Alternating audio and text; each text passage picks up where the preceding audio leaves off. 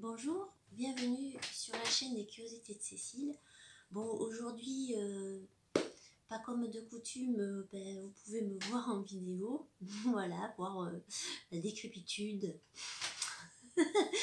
Donc voilà, aujourd'hui en fait, je sais qu'on approche d'Halloween et j'avais envie de partager avec vous alors je sais pas encore trop où regarder voilà, le téléphone, mais je voulais vous raconter une de mes expériences, on va dire, les plus traumatisantes que j'ai vécues, voilà, par rapport aux fantômes, etc. Quelque chose, voilà, qui a laissé en moi un souvenir indélébile. Et donc, je vais vous raconter cette histoire. Alors, voilà, je devais avoir entre 22 et 23 ans à peu près. Donc, c'était il n'y a pas si longtemps. Et, et en fait, bon, pour vous resituer un petit peu mon parcours, on va dire, un peu spirituel, j'ai vécu plusieurs choses, on va dire, d'ordre paranormal étant jeune, petite.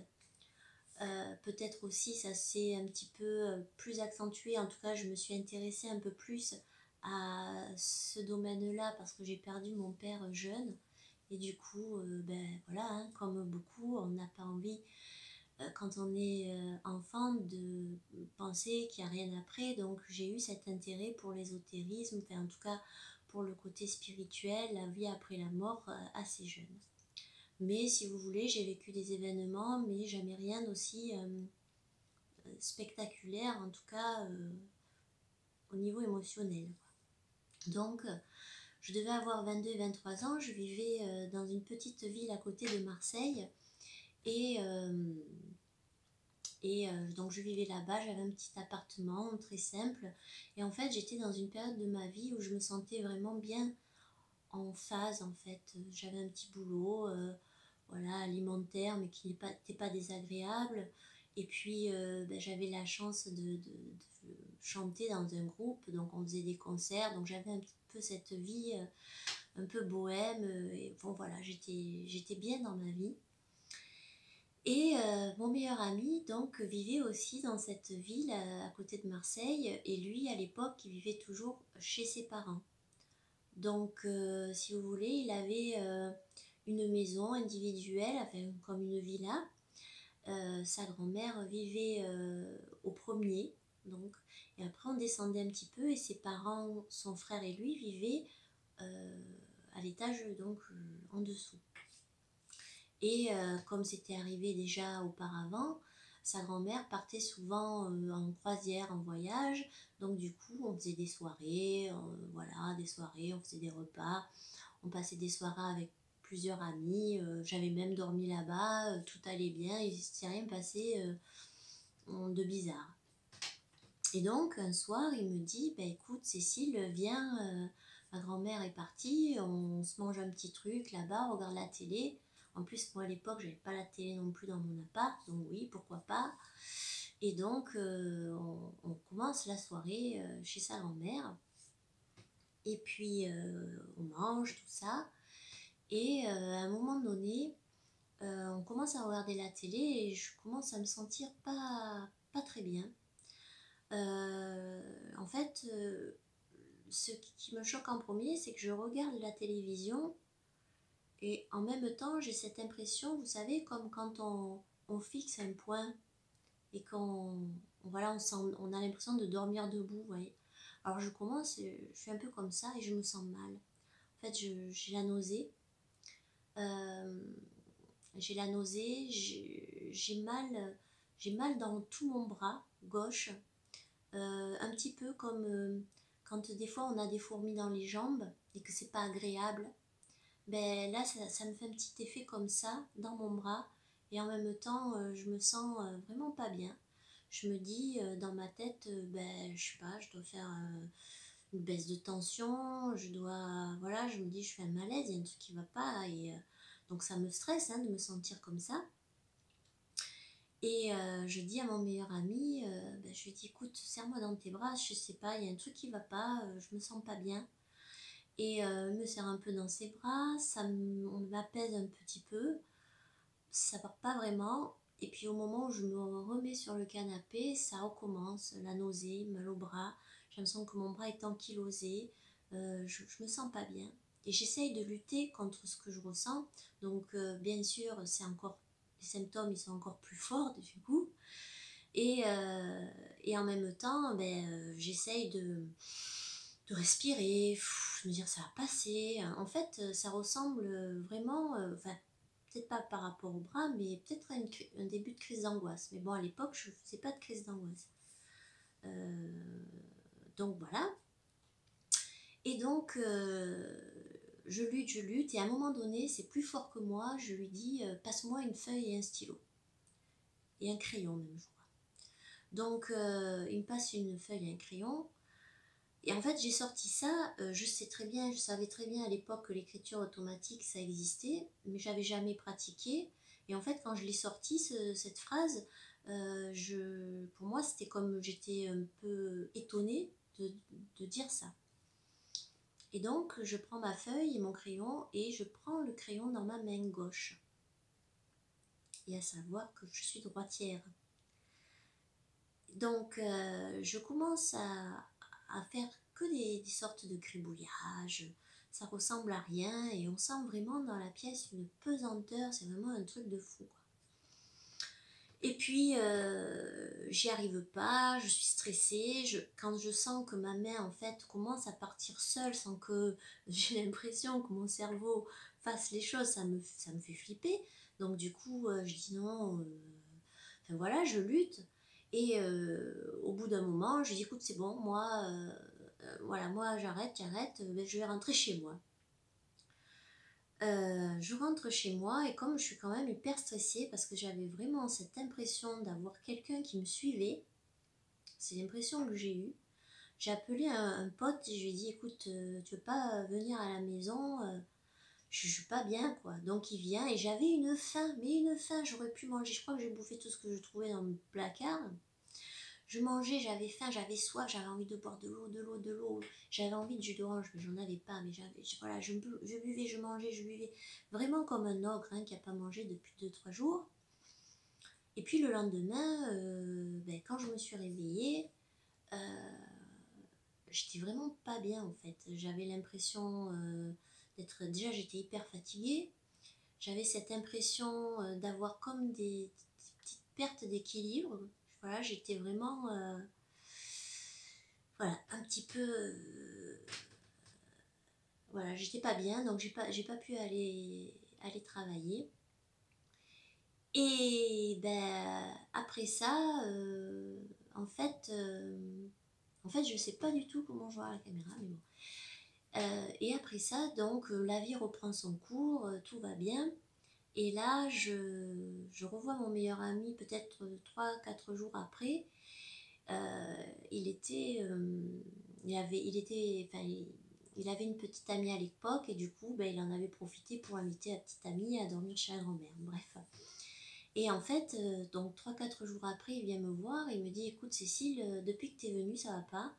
Ma copine, elle se sent pas bien dans la maison, il y a un truc bizarre, etc. Mais moi, comme j'avais repris un peu du poil de la bête, je lui ai dit écoute, on y va, hein, on y retourne. Et en fait, ce qui s'est passé, c'est que quand on est rentré dans la maison, je suis rentrée dans le salon, donc où il y avait ce fameux canapé. La télé et tout. Je rentre et à peine je rentre dans la pièce, je sens comme une espèce de vague, quelque chose de froid, mais c'est pas un froid comme quand on a froid l'hiver, c'est un froid bizarre. C'est un froid qui est pesant un peu si je dois essayer de le décrire. Et les symptômes, la nausée, le bras, tout reprend. Mais alors là, en 2 secondes, à peine rentrée dans la pièce, c'était paf. Et en fait, comme j'avais quelque part, la peur est revenue du coup.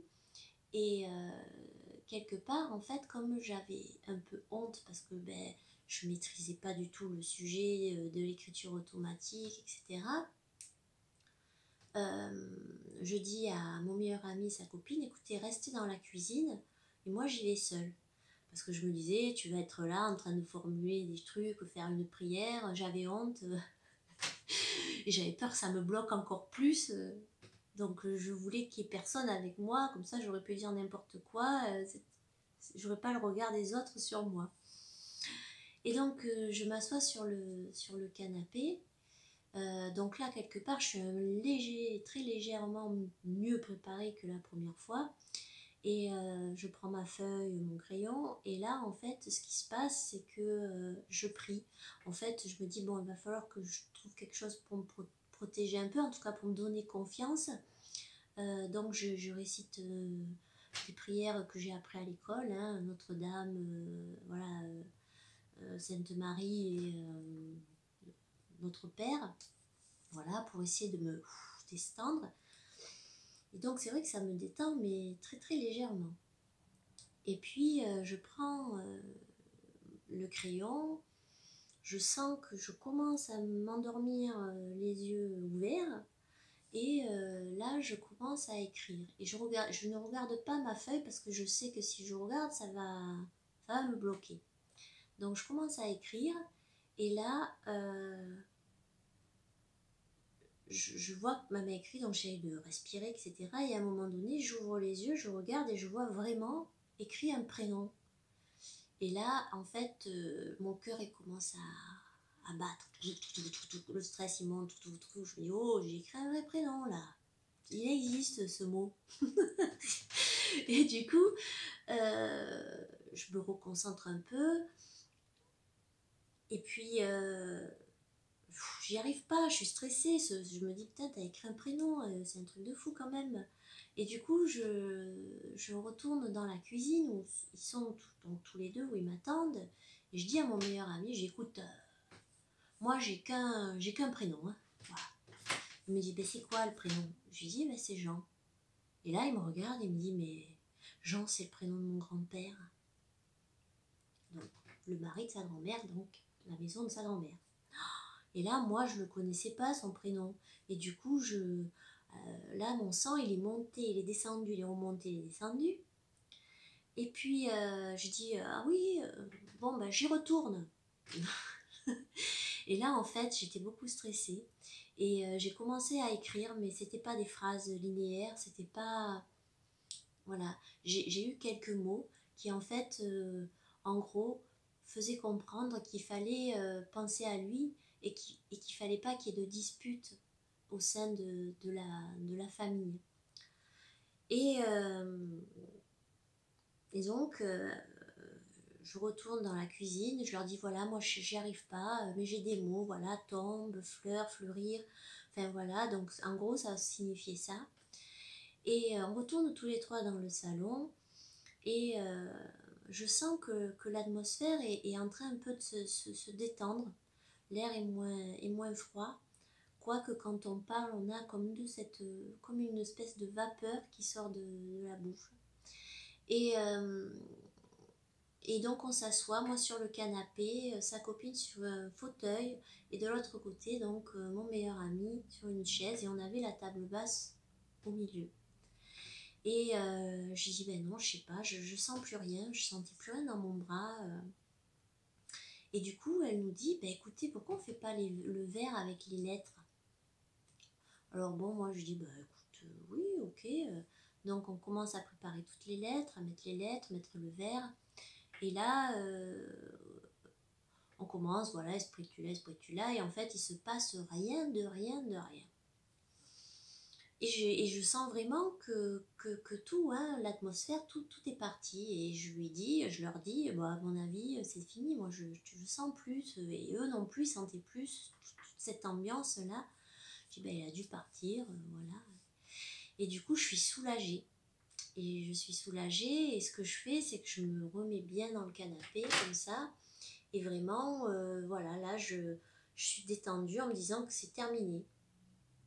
Et d'un coup, en fait, je sens que ben, ça me refait pareil, hein, mais bon, je le sens, mais je réalise pas que je suis en train de le vivre, en fait. Donc, je commence à fixer un point et je sens que je suis en train de... Ben voilà, que je fixe un point. Comme quand on a l'impression de dormir les yeux ouverts. Et en fait, tout ce que j'entends, c'est un cri vraiment affreux. En fait, moi, je me réveille, entre guillemets, un peu en sursaut. Je dis, quoi? Qu'est-ce qu'il y a? Je vois en même temps sa copine qui part, je la vois sortir de la pièce. Et au moment où je la vois sortir de la pièce, je vois une espèce de masse un peu... Mais quand même, c'est très nuageux. C'est pas un truc compact, comme une sorte de fumée, ou quoi, blanche, légèrement... oui, translucide, je sais pas comment dire, qui traverse mon meilleur ami qui était là. Et lui, il se retrouve un peu projeté, mais voilà, pas juste un sursaut comme ça, projeté en arrière. Et les larmes commencent à lui couler. Et moi, je suis dans un état où, en fait, je dis, mais qu'est-ce qu'il y a? Mais qu'est-ce qu'il y a? Enfin, moi, je flippe à mort. Je vais voir sa copine qui est à l'extérieur, qui est là en train d'essayer de vomir. Donc, je pense qu'elle a été vraiment choquée.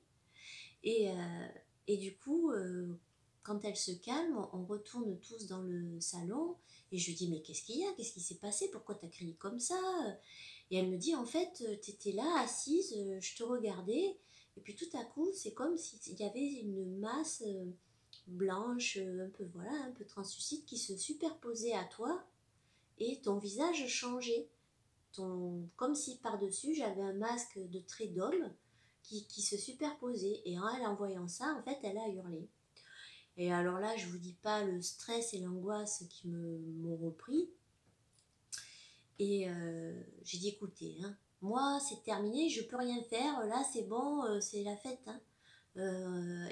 J'ai dit, ben, écoutez, on va trouver un médium, on va trouver quelqu'un qui vienne voir ce qu'il y a, s'il faut voilà, hein, venir purifier, faire monter, j'en sais rien, mais bon, moi je suis pas capable, donc c'est bon quoi. Et donc ce fameux soir, j'ai une amie qui vient me chercher et on va au McDo et là je dévore, je pense au moins 3 menus et je bois du jus d'orange, j'ai soif, j'ai soif, j'ai soif, j'ai soif et, euh, et donc l'histoire finit là. Mon meilleur ami fait venir après quelqu'un justement pour essayer de dégager la maison, en tout cas afin de comprendre un peu ce qui se passe. Et voilà. Et en fait, c'est une histoire pour moi qui a été terrifiante parce que c'est pas quelque chose que j'ai souhaité. Et en fait, à savoir aussi que son grand-père était gaucher. D'où le fait peut-être que ça s'est manifesté dans ma main gauche alors que moi je crie de la main droite. Bref, c'est une expérience qui m'a traumatisée parce que ben, je n'étais pas...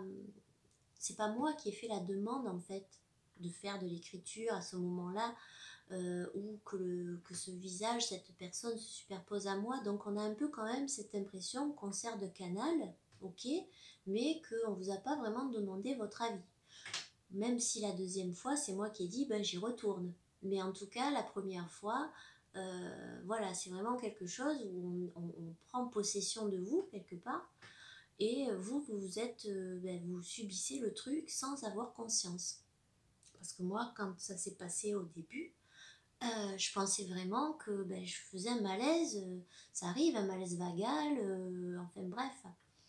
Et donc voilà, j'avais envie, puisqu'on arrive à Halloween, de vous faire frissonner avec une histoire qui restera à jamais marquée en moi et qui quelque part m'a effrayée, mais voilà, m'a fait aussi prendre conscience encore plus qu'il y avait bien quelque chose qui nous dépasse et un autre monde en parallèle du nôtre. Voilà, ben, j'espère que vous avez bien stressé et je vous souhaite ben, pour bientôt un joyeux Halloween. Au revoir.